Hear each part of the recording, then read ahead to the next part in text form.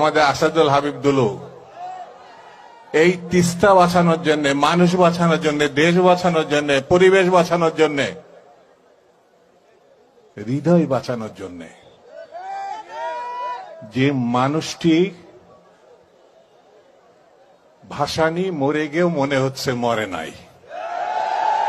আমি খেতে খেতে বলছিলাম মৌলানা ভাসানি মরেও মরে নাই, যার ভিতরে রয়ে গেছেন তার নাম আসাদুল হাবিব দুলু। জেগে উঠতে হবে।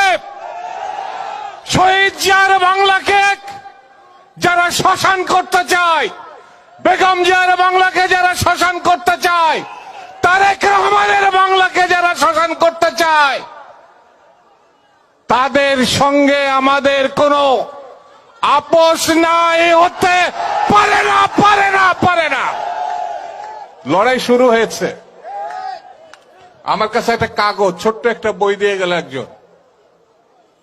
তিস্তার ওই পারে 50টা, ওয়েস্ট বেঙ্গল এবং সিকিমে 50টা বাদ দেওয়া হয়েছে, যার অধিকাংশ জলবিদ্যুতের। আমার ভাই না খেয়ে নদী ভাঙনে শুকিয়ে যাবে, মরে যাবে, ধ্বংস হয়ে যাবে। আমার পানি তারা নিয়ে নেবে, এটা হতে পারে? হতে পারে? হতে পারে? আমার ধামনিতে হচ্ছে মুক্তিযুদ্ধের রক্ত।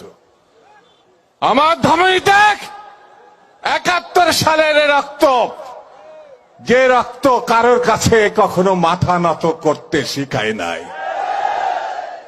জি আমাদের নেতা, জোরে বলেন, জি আমাদের নেতা, জি আমাদের নেতা। অস্ত্র এখন ধরি নাই, 53 বছর পার হয়েছে তো।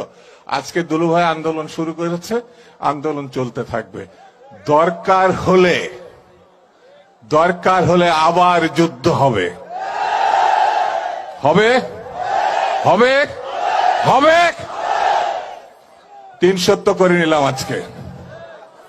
আমি আপনাদের অনেক দূরে থাকি, কিন্তু আজকে বুঝলাম আমি আপনারা ভাই ভাই।